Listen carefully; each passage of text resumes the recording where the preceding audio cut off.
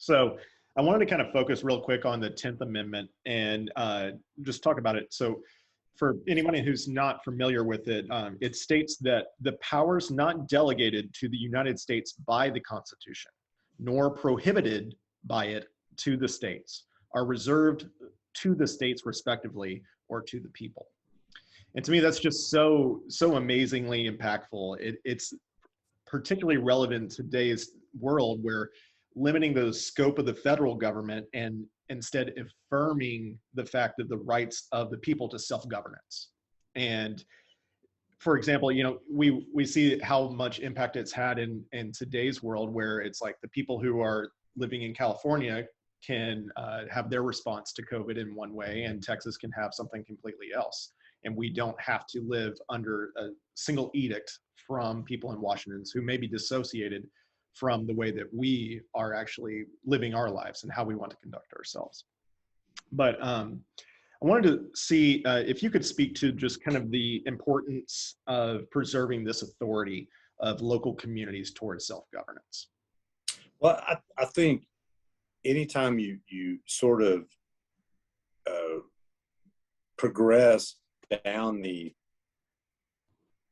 government authority tree, that the closer you get to an individual voter, to an individual citizen, not necessarily a voter, the more that person or that small group or that medium group, that large group, whatever that is, wants to control a certain environment they're around because they believe they know it better than someone above them. And I think, that's a valid feeling at its root. And that's sort of why we have this bent for local control of most anything, certainly in this state. You see it with school districts, you see it with local government. And so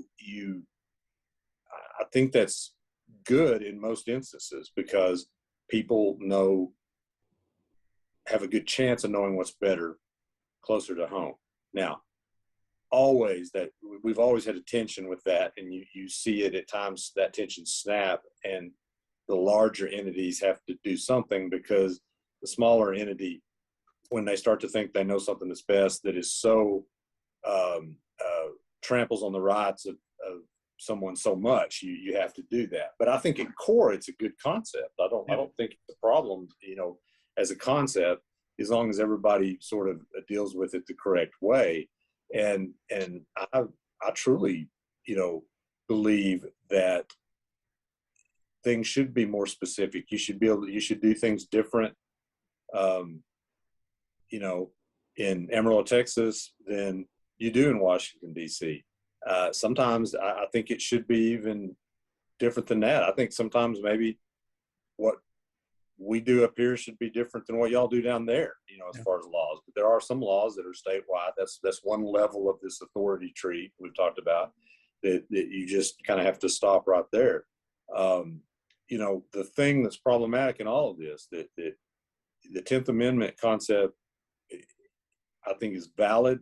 I think what the founding fathers never imagined is the power of the purse that the national government has, wherein they don't have to even approach the 10th Amendment, but they can say, hey, we've provided funding through these federal programs with tax money, and we don't care what you do, but if you do X, we're not giving you the money.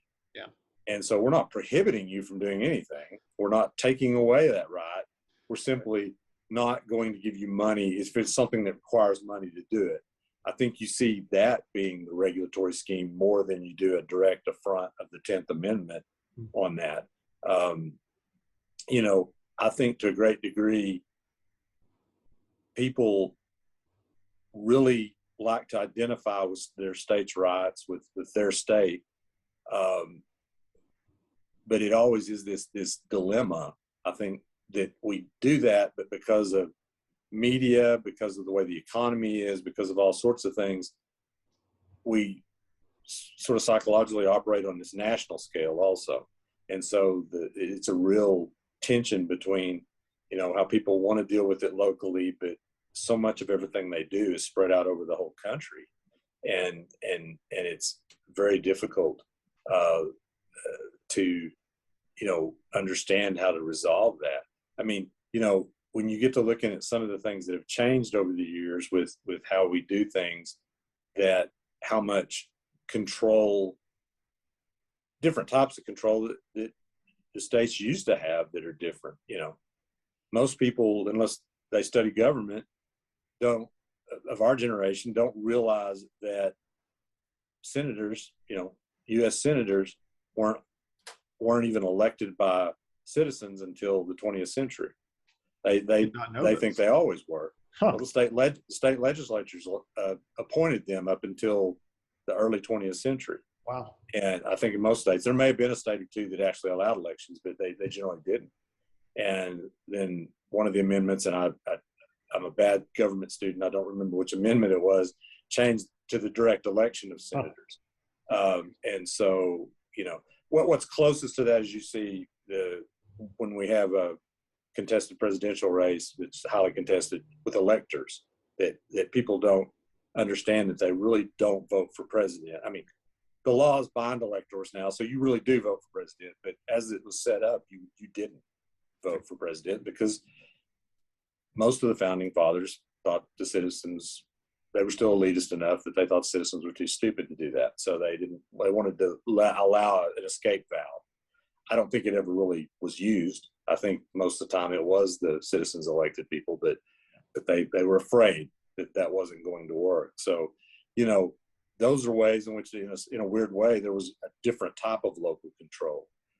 You can argue which one was better or worse, but locally, a different body got to choose something. So, I agree with you. When you have something like a health, two examples of it, I guess, like a health deal like COVID, you should want the flexibility. And then you look at it in a state like Texas, it even gets weirder because what's the commercial? It's like a whole other country. In some ways it should have applied the same way. I mean, there were parts of the state that needed different things than, there's parts of the state that were as different from other parts of the state as California is from Texas and vice versa. So, and most states aren't like that. So it's kind of even more acutely realized that you need the flexibility of that. I think the other thing that one other thing that is in tension in Texas is education. Because on one hand, we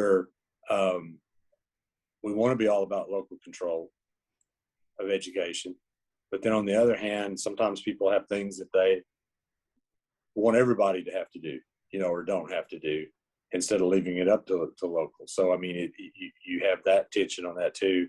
And then the main thing that I run into through county government and when I did a lot of indigent defense is the unfunded mandate deal. And that's a problem from federal to state and from state to county, and not as much to local to municipal because they're a whole different thing. But there's a lot of things. For instance, indigent defense in Texas is the county's responsibility.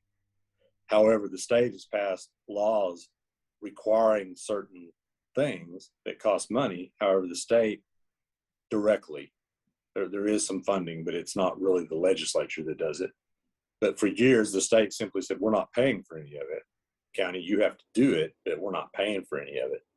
And so, you get into this unfunded mandate. The federal government would do that to the states to some extent too, although they're usually better about giving money. So that's kind of this, it's not the 10th Amendment, but it's kind of in microcosm, the same type of theory is that we're taking power away from you without giving you any say-so about it. Right. But it is, in our modern world, certainly in my lifetime, and definitely in your lifetime, the whole 10th Amendment thing, unless you study it, you wouldn't know it was there, because we are so dependent and so affected by the federal government that we see it sort of as the big parent dragging us all around whether we want to or not. And that's difficult because we don't, nobody really wants that because we are such a big country and have differences, but we don't want to do it without the money either. And so it really, the practical aspect of it becomes harder to deal with than the conceptual aspect of it. But, and then the other, the part that people then get a little caught up in states' right, and they want to forget that it says the power is not delegated to the United States nor prohibited to the states. So there's two disqualifiers there. And so, that's where when courts started coming down and enforcing other constitutional rights on the states. For instance, I was talking about indigenous defense. Well, I'm sure somebody made a 10th Amendment argument that Gideon versus Wainwright was wrong and that people shouldn't be given a court-appointed lawyer if they're accused of a felony, that should be the state's decision whether to do that. And it was just decided, I think, that, the other aspects of the Constitution, there are some aspects that are so important that they exist as a delegation or as a reservation to the United States or delegation to the United States, even if it's, only practically affected at a local level. And so we're always, I think, drawing that line somewhere on whether or not it's the federal government's business to get in certain things. And you got the pure 14th Amendment substantive due process wing versus a more conservative 10th Amendment wing type of thing where we have these arguments over what is the proper way to look at it. So kind of vying for power there.